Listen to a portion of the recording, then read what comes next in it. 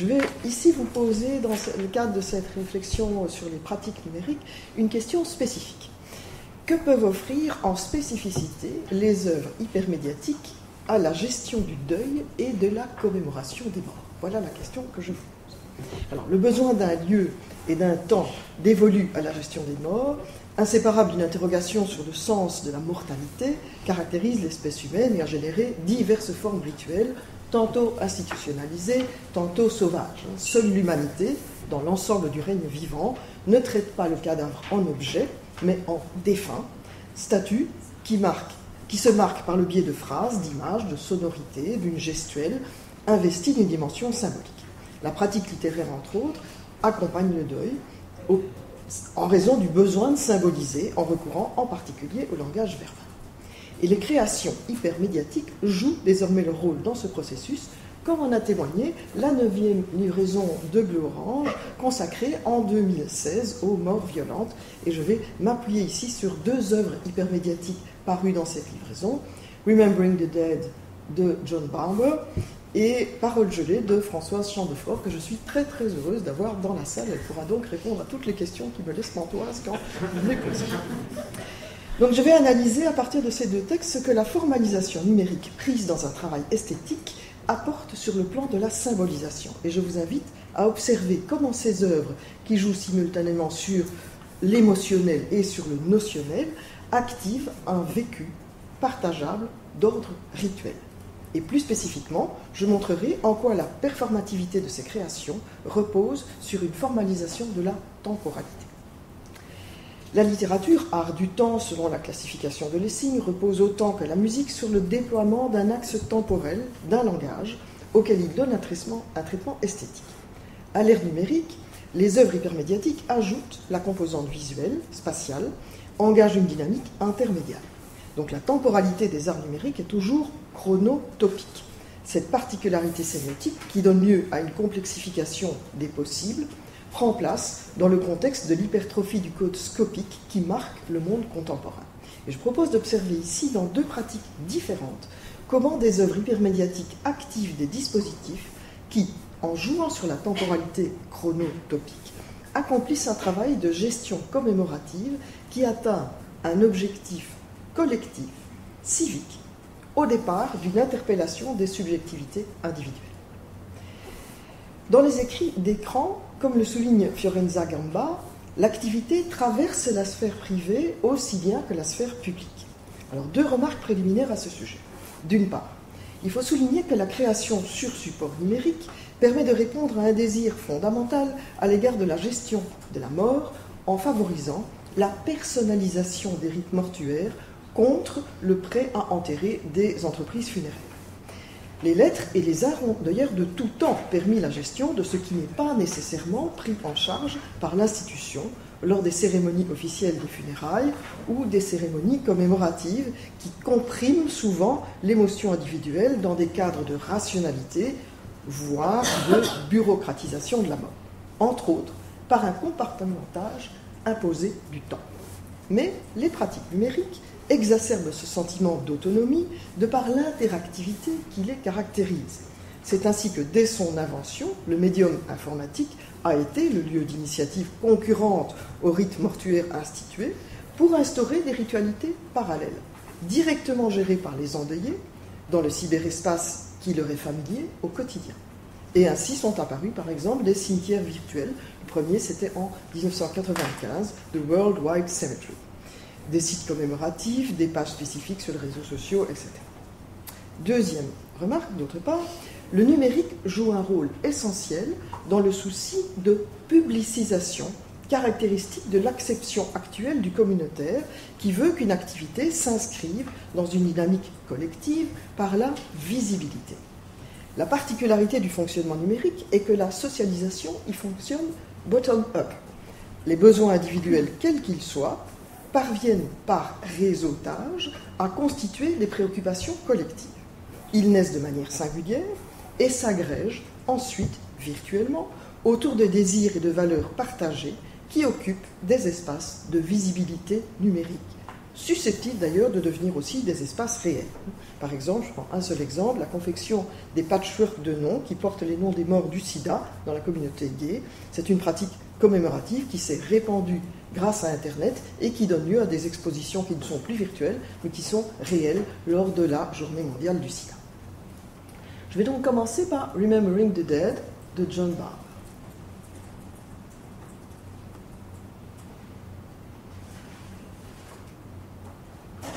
Celle-ci appelle deux. Justin Michael Wallace.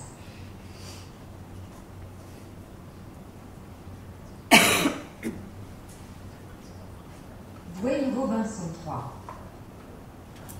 Devon Herring. Ken Mitchell Taylor.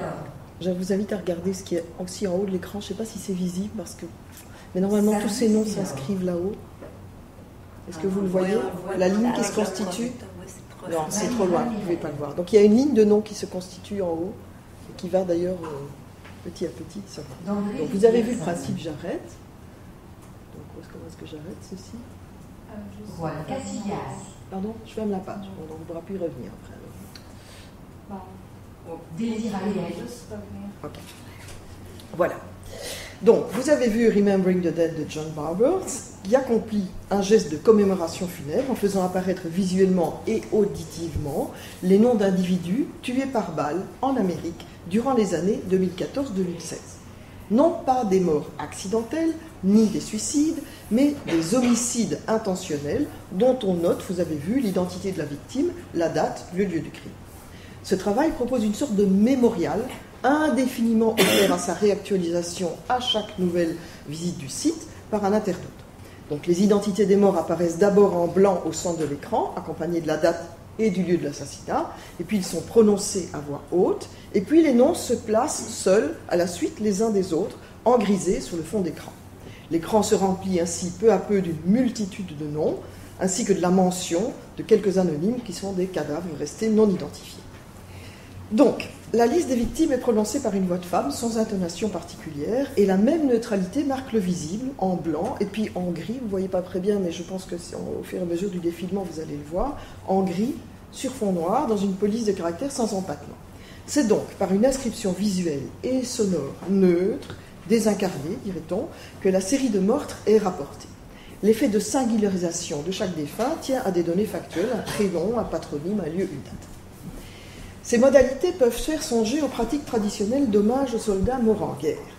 Par exemple, le Last Post, qui se déroule quotidiennement sous les voûtes de la porte de Menin à Ypres, en Belgique, qui recouvre des noms des soldats. Ou bien, pour parler d'une réalité canadienne, le livre du souvenir, qui est conservé dans la tour de la paix du Parlement à Ottawa, qui renferme les noms de 66 655 personnes qui ont perdu la vie au cours de la Première Guerre mondiale et des 44 893 victimes de la Seconde Guerre mondiale. Une page de ce livre est tournée chaque jour. Ou bien, vous pouvez penser aussi aux murs des noms de Jérusalem sur lesquels sont gravées les identités de 76 000 juifs déportés dans le cadre du plan nazi d'extermination. Toutefois, l'œuvre numérique induit des particularités. D'abord, l'ordre des appels ici est aléatoire, ni alphabétique, ni chronologique, ni topologique, contrairement aux registres officiels qui suivent une organisation stricte. Il se modifie d'ailleurs à chaque nouvelle activation du programme par l'internaute. Et il peut se rejouer indéfiniment, car lorsque l'écran arrive à saturation en arrière-plan, là, le grisé, eh bien un nouvel écran vierge apparaît et donc les inscriptions peuvent se poursuivre. L'impression est donc celui d'une automatisation aveugle et sans fin de la mort donnée. Mais surtout, on prend connaissance de la liste, non pas achevée, déjà gravée, déjà imprimée après le moment du massacre, mais en cours d'énumération dans une longueur de temps interminable qui devient rapidement oppressante. Vous l'avez vous-même, je pense, expérimenté après 3 secondes. L'énoncé de chaque meurtre prend en fait 5 secondes et la cadence provoque une sensation morbide. Donc, Remembering the Dead tire sa puissance émotionnelle de son principe singulatif, puisque chaque victime est rendue à son unicité, mais aussi cumulatif, à savoir l'itération des méfaits, localisés en des points éloignés des États-Unis et à des dates à chaque fois singulières, sans mobile connu, construit progressivement la représentation d'une violence secrète, endémique, irréductible, non éradicable. Une sorte de mécanique aveugle, destructrice, qui prend le dessus sur l'individualité des cas rapportés. Le point commun entre les commémorations officielles des monuments aux morts et le travail de Barber réside dans l'appel à la conscientisation du désastre humain par le seul effet statistique, mais il s'exerce en contraste. Ici, il s'agit de crimes d'ordre privé, commis dans un pays civilisé en contexte de paix, sans noble cause qui vienne les rehausser. Et on peut aussi éprouver avec désolation qu'aux États-Unis, comme le prouvent les statistiques officielles, les meurtres par balle, c'est-à-dire les crimes intentionnels, sont aussi nombreux que les décès liés aux accidents automobiles, soit environ 30 000 par an. Rien que le jour de Noël 2015, par exemple, jour de réjouissance pacifique s'il en est, 37 personnes ont été tuées par vouloir. Ces éléments affligeants induisent dans l'œuvre numérique l'appel à un système de valeurs. Ils consistent en eux-mêmes une invitation à la non-violence, à la considération de ce que la vie humaine a d'unique et de sacré. Mais Remembering the Dead, de par son jeu sur la temporalité, c'est-à-dire le flux ininterrompu de l'inscription des données dans la spatialité visible et le caractère lancinant de la litanie qui occupe le champ auditif, apporte autre chose, qui agit efficacement sur le plan de l'interpellation affective individuelle. Combien de temps l'internaute est-il disposé à consacrer à ce travail mémorial qui s'interrompra lorsqu'il le décidera, laissant dans l'ombre et dans l'oubli des milliers d'individus sacrifiés? Car si le cérémonial du souvenir devient bientôt à tout le moins lassant, au pire insoutenable, au fil du déroulement de la liste accablante des victimes, on perd de vue le temps mesurable pour entrer dans l'expérience du temps subjectif, celui que Bergson a appelé la durée. Et c'est une véritable épreuve, car aucune fonction pause n'est prévue, sinon je l'aurais activé pour vous. Or, en arrêtant le défilement, eh bien évidemment, l'internaute contribue lui-même à l'effacement, à la néantisation des victimes. Donc on le voit, entre les commémorations officielles et l'œuvre hypermédiatique, il y a tout ce qui distingue une réponse institutionnalisée, cadrée, autosuffisante, d'une question, une question intime, complexe, lancinante. La réponse est le malheur de la question, disait Blanchot, et Barber, en tant qu'artiste, choisit bien de rester dans la question posée, individuellement, à chacun en son fort intérieur. Alors maintenant, je vais voir Parole gelée. Alors, Françoise Champfort propose également un questionnement sur les morts violentes qui marquent l'horizon contemporain, mais sous une forme plus interactive et plus ludique. Tout part d'une allusion littéraire, vous la voyez là, d'une allusion littéraire, à savoir un épisode du quart-livre de Rabelais qui raconte qu'à l'issue de la bataille entre les Arismapiens et les Néphélibates, le bruit des combats ont gelé dans l'air et que ce n'est qu'à la saison du redout qu'ils ont fondu en libérant les cris des hommes et des chevaux. Alors, on va observer ça. Je rejoins.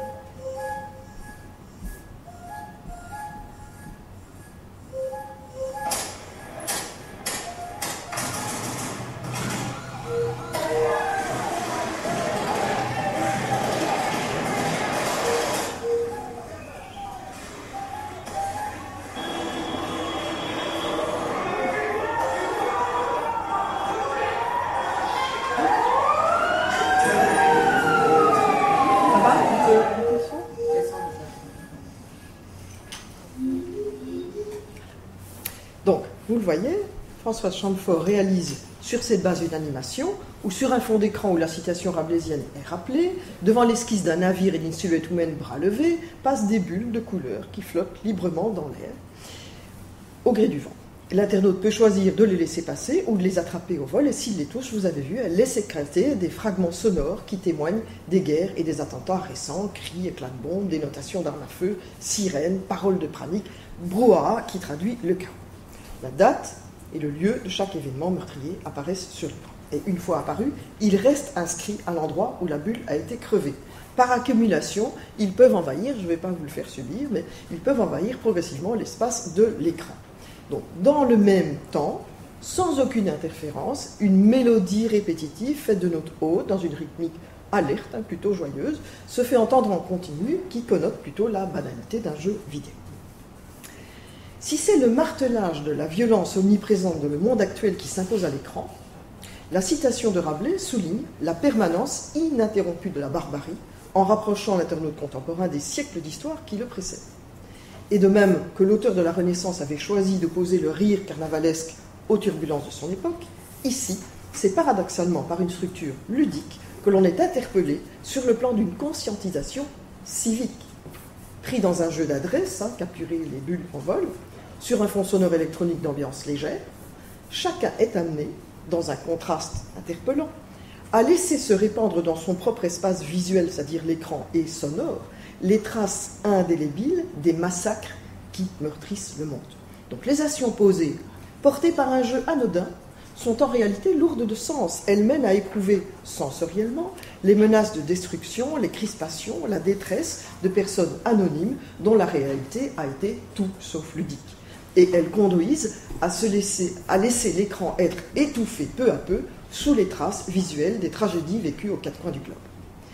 Aucun des gestes de l'internaute n'est donc innocent, puisque nécessairement pris dans la construction d'un chronotope mémorial, qui, au fur et à mesure qu'il se déploie, devient un magma visuel et sonore qui n'exprime plus que l'étouffement et qu'il reviendra en définitive à l'internaute de quitter.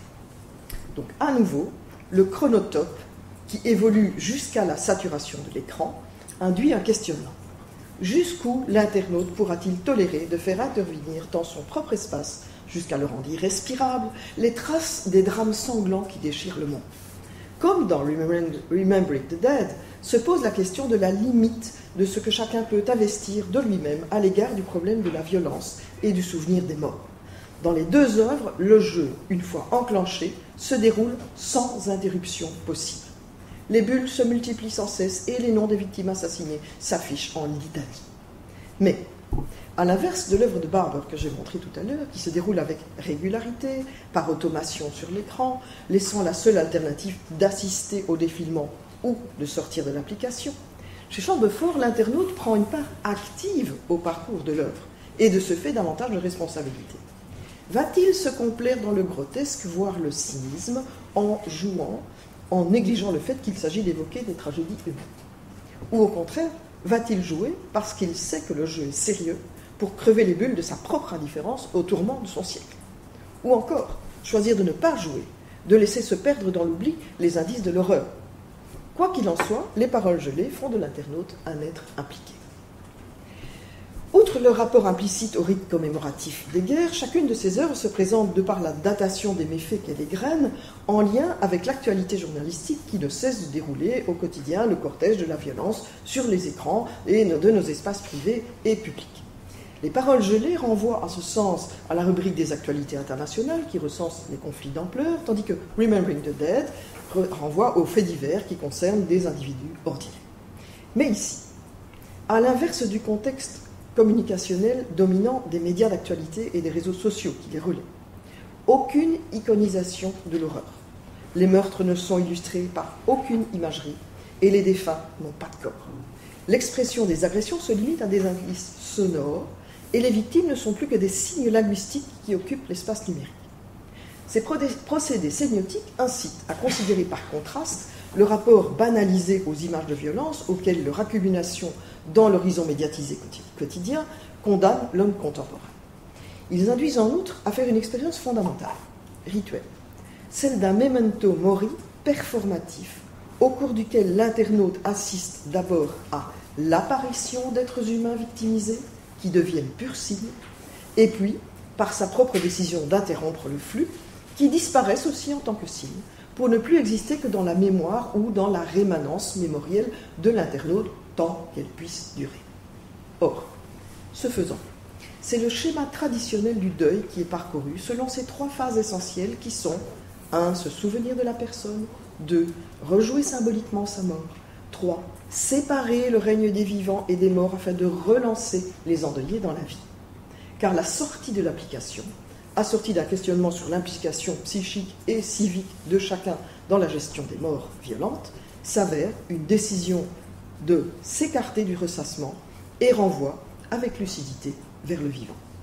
Donc, contrairement au discours médiatique, il faut noter que ces œuvres ne cherchent aucunement à mettre en contexte les faits, ni à en démêler les causes. Ils exploitent la factualité pure de la mort donnée, sa récurrence, son ubiquité. Ils ne font pas d'emblée récit, ils font litanie. L'une et l'autre œuvre ne tirent d'ailleurs aucun parti de la chronologie des faits rapportés qu'ils ne respectent pas. Les occurrences apparaissent selon un ordre clairement aléatoire, et c'est leur retour ininterrompu qui s'affirme, ainsi que leur cumul. On est pris dans le timeless time de l'information qu'a souligné Manuel Castel. La seule flèche du temps perceptible reste celle, chronotopique, de la saturation de l'espace par le crime, qui plus est promise à un retour indéfini comme le supplice de Tantale. Le support numérique, de par son aspect d'automation et son ouverture indéfinie, est précisément adéquatement outillé pour figurer ce retour infini que l'internaute soit spectateur passif de son écran ou bien acteur des modifications qui s'y inscrivent. En conséquence, l'intervention de l'internaute prend une dimension symbolique forte, puisque c'est lui qui pose le point d'achèvement de l'œuvre, au sens réel, puisque l'œuvre se clôture lorsqu'il quitte l'application, mais aussi au sens symbolique, puisque les données numériques, de par le parcours opéré librement par l'internaute et de par son inévitable interruption du continuum, vont en définitive convoquer une appropriation sémantique et une axiologie. Donc l'activité de l'internaute peut ainsi se décrire selon les trois instances délimitées par Michel Picard lorsqu'il analyse la lecture comme jeu. 1. Ce qu'il appelle le lisant se positionne en simple usager jouissant des dispositifs mis à sa disposition par les œuvres. Il assiste en spectateur à la commémoration, il prend part au jeu sans autre but que de répondre efficacement aux stimuli audiovisuels qui s'offrent à lui. 2. Le lu, ce qu'il appelle le lu, est traversé inconsciemment par la mise en cause de son rapport aux morts violentes dont les représentations lui sont devenues injustement familières. 3. Ce qu'il appelle le lectant s'attache à intellectualiser une expérience dont il comprend les enjeux psychiques, mais aussi sociétaux, inscrits dans une forme particulière de rite commémoratif dans lequel il est appelé à prendre un rôle d'officiant. Pour chacune de ces trois instances de lecture, la temporalité chronotopique de l'œuvre est le levier essentiel de l'expérience et le cœur même de la performativité. En d'autres termes, les œuvres posent question et ce sont les internautes qui décident des réponses partielles, variables, plurielles qu'ils y apportent. Des réponses en forme de traversée ritualisée d'une confrontation à la mort donnée. Ces créations hypermédiatiques se présentent ainsi clairement en décalage des modes officiels de la commémoration des morts. À l'inverse des commémorations institutionnalisées, elles ne reposent pas sur des valeurs communautaires imposées top-down qui permettent d'exhauster les pertes subies. Par exemple, la gloire des soldats morts pour la patrie qui propose une réponse au chagrin des endeuillés. Ici, elles se distinguent aussi de la littérature livresque, entre autres des tombeaux littéraires, de par leur dimension procédurale. L'internaute est appelé à prendre une part, non pas passive, mais active. C'est très concrètement par des gestes qu'il pose individuellement qu'il se trouve mobilisé dans un travail de mémoire et de deuil. En effet, si les œuvres numériques sont, par l'écran, on pourrait dire, l'équivalent de certaines scènes théâtrales contemporaines, soit, comme l'analyse Kiel Kattenberg, une scène sur laquelle la vie peut être rejouée de manière à être déconstruite et rendue visible à nouveau. Ici, elle ne se déploie pas en tant qu'œuvre, elle ne se déploie en tant qu'œuvre que par l'action de l'internaute. Celui-ci prend concrètement part à l'élaboration du sens, à la fois sur le plan synesthésique, sensoriellement, par la vue, l'ouïe, le toucher. Il éprouve les chronotopes qu'il fait émerger, mais aussi sur le plan émotionnel, son implication est chargée d'affect. Et sur le plan intellectuel, ses gestes le mettent face à une responsabilité et sont investis d'une dimension axiologique. Car, même s'il est seul devant l'écran, l'internaute est connecté à une communauté virtuelle dans laquelle il est amené à se situer sur le plan axiologique. Quelle place décide-t-il d'accorder aux victimes des morts violentes? Quelle valeur met-il lui-même en œuvre à cet égard? Comment négocie-t-il la sortie du ressassement morbide et le retour à une dynamique tendue vers le vivant? Donc c'est ainsi que ces œuvres sont symboliquement chargées. C'est ainsi qu'elles participent d'une forme de ritualité du deuil alternative que peut offrir l'art numérique dans la gestion d'une question immémoriale et toujours réactualisée, celle de notre rapport à la mort donnée. Merci.